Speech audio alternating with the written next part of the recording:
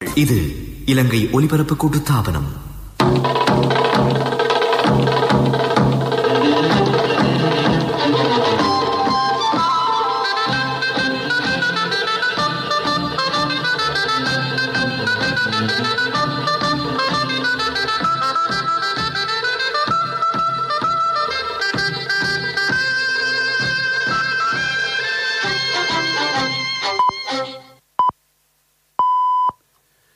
நேரம் 12:45. இலங்கை ஒலிபரப்பு கூட்டுத்தாபனம். செய்திகள். செய்தி ஆசிரியர் ஸ்ரீ நாகவாணி ராஜா. வாசிப்பவர் இர்ஷாத் ஏ காதர். தலைப்புச் செய்திகள். 46வது ஜெனீவா மனித உரிமைகள் மாநாடு இன்று ஆரம்பமாகிறது. மாநாட்டில் வெளிவிவகார அமைச்சர் நாளை உரையாற்றவுள்ளார். உயிர்த்த ஞாயிறு தாக்குதல் அறிக்கை தொடர்பில் ஆராயும் குழு இன்று கூடுகிறது. தமிழ் தேசிய முன்னணி என்ற பெயரில் புதிய கூட்டணி உருவாகிறது. கொழும்பு மற்றும் கம்பஹா மாவட்டங்களில் 30 வயதுக்கு மேற்பட்ட சகலருக்கும் கோவிட் தடுப்பூசி. கல்வி பொதுத்தராதர சாதாரண பரீட்சைக்கான அனைத்து ஏற்பாடுகளும் பூர்த்தி. மினிப்பே அணை அபிவிருத்தி செய்யும் பணிகள் இறுதிக்கட்டத்தை எட்டியுள்ளது. நியூசிலாந்தில் மீண்டும் திமிலங்கள் கரை ஒதுங்கியுள்ளன. இனி விரிவான செய்திகள். ஐக்கிய நாடுகள் மனித உரிமை பேரவையின் 46வது கூட்டத்தொடர் இன்று ஜெனீவாவில் ஆரம்பமாகின்றது. இன்றைய தினம் முதல் நாள் அமர்வில் ஐக்கிய நாடுகள் செயலாளர் நாயகம் ஆண்டனியோ குட்டரஸ் மற்றும் ஐக்கிய நாடுகள் மனித உரிமை ஆணையாளர் மிச்சேல் பச்லெட் ஆகியோர் உரையாற்ற உள்ளனர். மனித உரிமை ஆணையாளரின் முதல் உரையின் போதும் இலங்கை குறித்து பிரஸ்தாபிக்கப்படலாம் என்று தெரிவிக்கப்படுகின்றது. இதேவேளை 23ஆம் திகதி மாலை வேளையில் அல்லது 23ஆம் திகதி இலங்கை நேரப்படி இரவு 8 மணியளவில் இலங்கையின் சார்பில் வெளிவிவகார அமைச்சர் தினேஷ் குணவர்த்தன உரையாற்றவிருக்கின்றார். அமைச்சர் தினேஷ் குணவர்த்தன இம்முறை கொழும்பில் இருந்தவாறு இணைய வழியில் ஜெனீவா பேரவையில் உரையாற்ற உள்ளார் என்பதும் குறிப்பிடத்தக்கது. உயிர்த்த ஞாயிறு தாக்குதல் தொடர்பில் விசாரணை செய்வதற்காக நியமிக்கப்பட்ட ஜனாதிபதி ஆணைக்குழுவின் பரிந்துரைகளை ஆய்வு செய்வதற்காக நியமிக்கப்பட்டுள்ள அமைச்சரவை துணைக்குழு இன்று முதல் முறையாக கூடவுள்ளதாக தெரிவிக்கப்படுகின்றது. அமைச்சர் சமல் ராஜபக்ஷ தலைமையில் இந்த குழு கூட உள்ளதாக தெரிவிக்கப்படுகின்றது. உயிர்த்த ஞாயிறு தாக்குதல் தொடர்பான விசாரணை அறிக்கையில் உள்ள உண்மைகளையும் பரிந்துரைகளையும் ஆய்வு செய்வதற்காக ஜனாதிபதி கோட்டாபய ராஜபக்ஷவினால் இந்த அமைச்சரவை துணைக்குழு நியமிக்கப்பட்டுள்ளது. இந்த குழுவின் உறுப்பினர்களாக அமைச்சர்களான ஜான்சன் பெர்னாண்டோ, உதய கம்மன்பில, ரமேஷ் பத்திரன, பிரசன்ன ரணதுங்க, ரோஹித் அபேகுணவர்த்தன ஆகியோர் நியமிக்கப்பட்டுள்ளமை குறிப்பிடத்தக்கது. தமிழ் தேசிய முன்னணி என்ற பெயரில் பொது கூட்டமைப்பொன்று அமைக்கப்பட்டுள்ளதாக EPRLF தலைவர் சுரேஷ் பிரேமச்சந்திரன் தெரிவித்துள்ளார். வடக்கு கிழக்கு பிரதிநிதித்துவப்படுத்தும் வகையில் தமிழ் அரசியல் கட்சிகள் அனைத்தும் இதில் இணையவுள்ளதாகவும் அவர் குறிப்பிட்டார். இது தொடர்பில் அவர் எமது செய்தி சேவைக்கு கருத்தை தெரிவித்தார். நேற்று தமிழ் தேசிய பரப்பில் இருக்கக்கூடிய 10 கட்சிகள் கூடி தமிழ் மக்களினுடைய எதிர்காலம், அதை எவ்வாறு கையாள்வது போன்ற பல்வேறு விடயங்கள் தொடர்பாக பேசப்பட்டது. இதன் இறுதியில் கலந்து கொண்ட பெரும்பான்மையான கட்சிகள் தமிழ் தேசிய பரப்பில் உள்ள சகலரும் ஒன்றிணைந்து ஒரு தமிழ் தேசிய பேரவையாக இது உருவாக்கப்பட வேண்டும் என்ற கோரிக்கையை முன்வைத்தார்கள். அது தமிழ் நேஷனல் கவுன்சில் என்று ஆங்கிலத்தில் அழைக்கக்கூடியவாறு அவ்வாறு ஒரு அமைப்பை உருவாக்கி தமிழ் தேசிய விடுதலை போராட்டத்திற்கான அந்த தலைமைத்துவத்தை அந்த தமிழ் நேஷனல் கவுன்சில் அவர்கள் வழங்க வேண்டும் என்ற அடிப்படையில் தான் நேற்றைய பேச்சுவார்த்தைகள் அமைந்திருந்தது. அதனை பெருமளவிலானோர் ஏற்றுக்கொண்டிருக்கிறார்கள் என்ற அடிப்படையில் மீண்டும் அவர்கள் தங்களது கட்சிகளுடன் பேசி முடிவு செய்து 28ஆம் தேதி நாங்கள் இதை பற்றின இறுதி முடிவுகளுக்கு வர முடியுமா என்பதை வருகின்ற 28ஆம் தேதி மீண்டும் நடக்க இருக்கக்கூடிய கூட்டத்தில் பேசுவதாகவும் முடிவு செய்யப்பட்டது. ஆகவே அந்த வகையில் நான் நம்புகின்றேன், இன்றைய காலகட்டத்தில் தமிழ் மக்கள் பல்வேறுபட்ட இக்கட்டான காலகட்டத்துக்குள் இருக்கிறார்கள். காணிகள் சுவீகரிக்கப்படுகின்றன, புராதன கோயில்கள் இல்லாமல் போகின்றன, உடைக்கப்படுகிறது, புத்தர் ஆலயங்கள் வருகின்றது, இப்படி பல பிரச்சனைகளை எதிர்நோக்கி கொண்டிருக்கிறார்கள், முக்கியமாக தமிழ் மக்களுடைய இருப்பு சம்பந்தமாக. ஆகவே இவற்றுக்கு ஒழுங்கான தீர்வு காணக்கூடியவாறு இந்த தேசிய பேரவையை உருவாக்க திட்டமிட்டுள்ளோம். கொழும்பு மற்றும் கம்பஹா மாவட்டத்தில் 30 வயதுக்கு மேற்பட்ட சகலருக்கும் கோவிட் தடுப்பூசிகளை வழங்குமாறு சுகாதார சேவைகள் பிரதிபலிப்பாளர் டாக்டர் ஹேமந்த் ஹேர தெரிவித்துள்ளார். தமக்கு காணப்படும் நோய் நிலைமைகள் காரணமாக தடுப்பூசிகளை பெற்றுக்கொள்வதில் சில பிரச்சினைகள் காணப்படுமாயின் மாகாண சுகாதார வைத்திய அதிகாரியை சந்தித்து அது குறித்த தெளிவை பெற்றுக் கொள்ளுமாறும் அவர் பொதுமக்களிடம் கோரிக்கை விடுத்துள்ளார். நீங்கள் கேட்டுக்கொண்டிருப்பது இலங்கை ஒலிபரப்பு கூட்டுத்தாபனத்தின் செய்திகள். HDFC ஸ்மார்ட் கோல்ஸ் குறுகிய காலத்தில் பெரிய டார்கெட்டுகள்.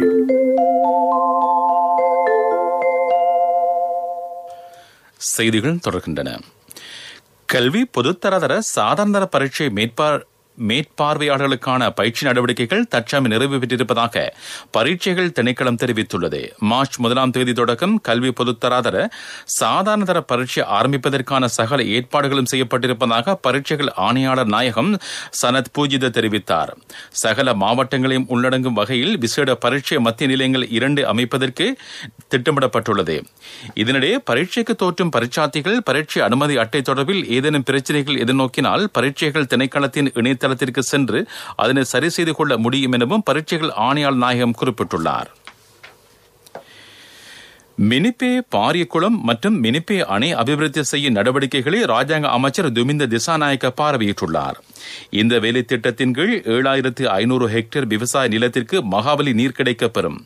1948ஆம் ஆண்டு அமைக்கப்பட்ட மினிப்பே அணை 1980ஆம் ஆண்டு இறுதியாக புனரமைப்பு செய்யப்பட்டது.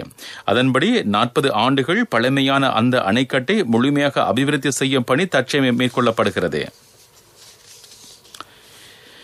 நாட்டில் மொத்த கொரோனா தொற்றாளர்களின் எண்ணிக்கை 80,000 நெருங்குகிறது. 5225 பேர் தொடர்ந்தும் சிகிச்சை பெற்று வருவதாக கோவிட் தடுப்பு தேசிய மத்திய நிலையம் குறிப்பிட்டுள்ளது.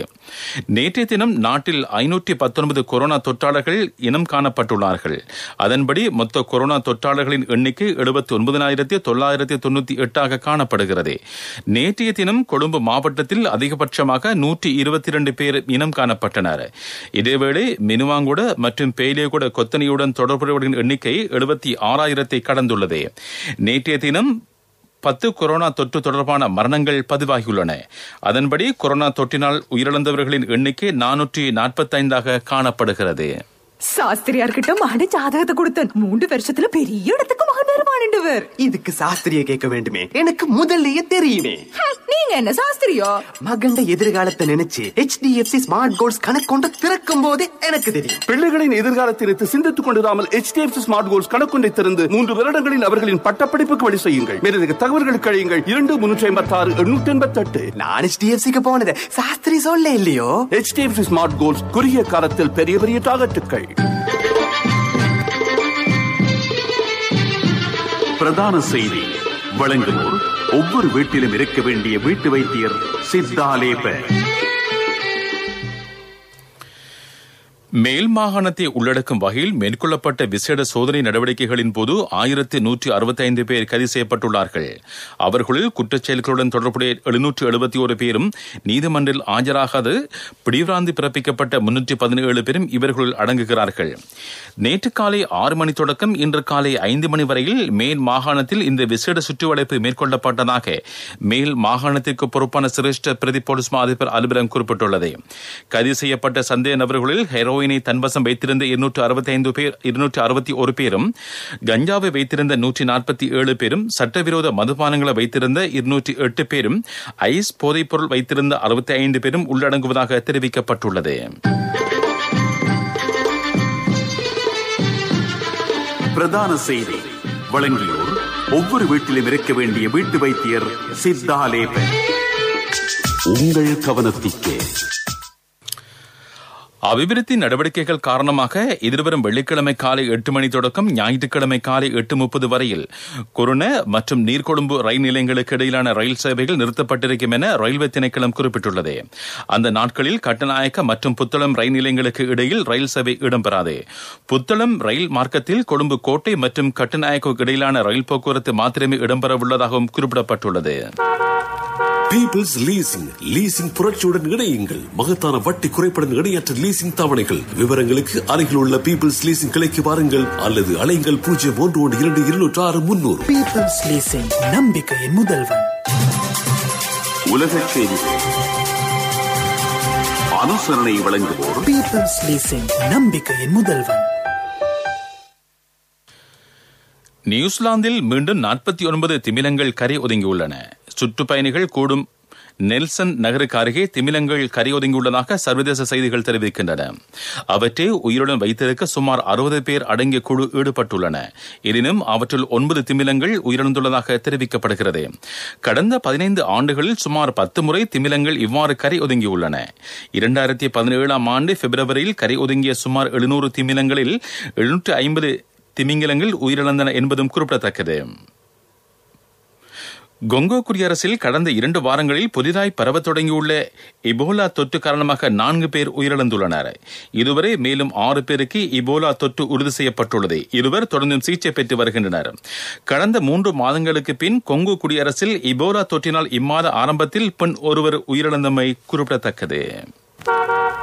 பீப்பிள்ஸ் லீசிங், லீசிங் புரட்சியுடன் இணையுங்கள். மகத்தான வட்டி குறைப்படன் இணையற்ற லீசிங் தவணைகள். விவரங்களுக்கு அருகில் உள்ள பீப்பிள்ஸ் லீசிங் கிளைக்கு வாருங்கள் அல்லது அலைங்கள் 0112206300. பீப்பிள்ஸ் லீசிங், நம்பிக்கையின் முதல்வன். அபிவிருத்தி செய்திகள்.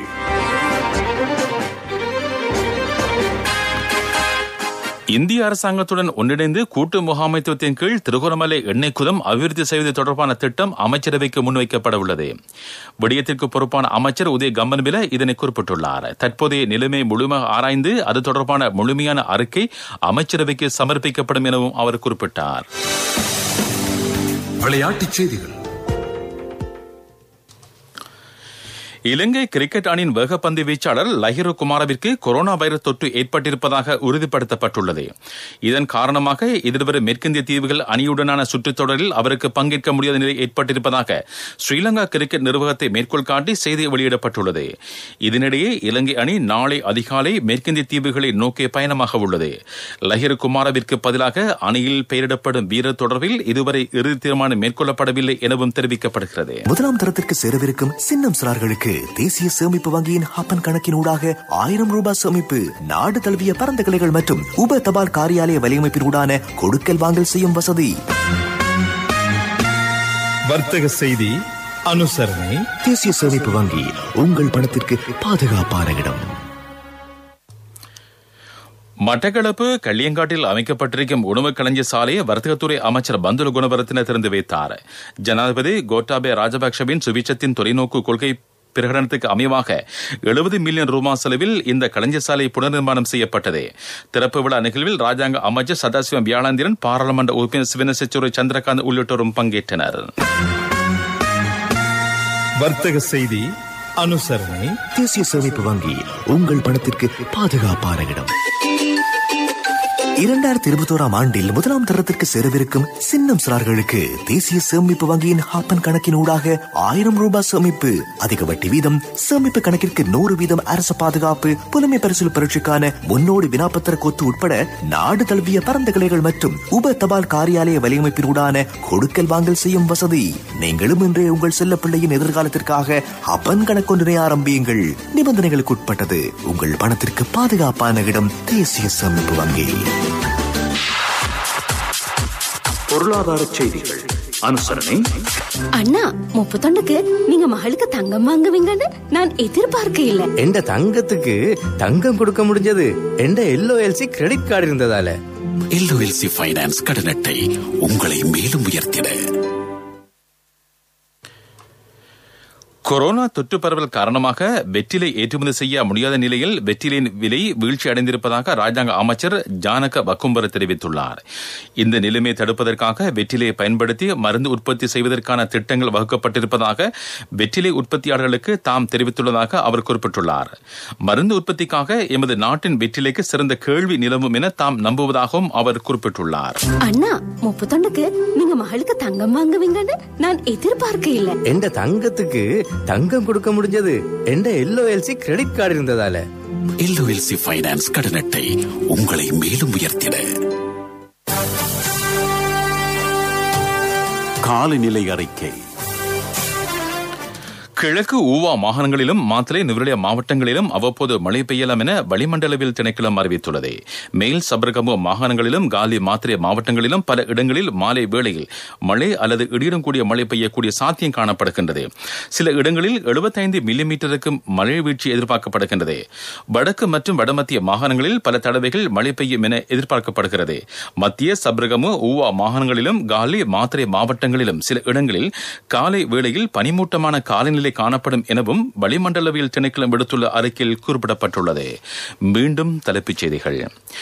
46வது ஜெனீவா மனித உரிமைகள் மாநாடு இன்று ஆரம்பமாகிறது. மாநாட்டில் வெளிவிவகார அமைச்சர் நாளை உரையாற்ற உள்ளார்.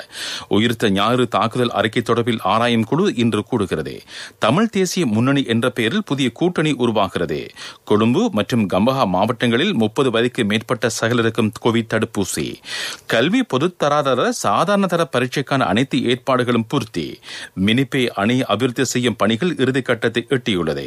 நியூசிலாந்தில் மீண்டும் திமிங்கலங்கள் கரை ஒதுங்கியுள்ளன. இத்துடன் செய்திகள் முடிவடைந்தன.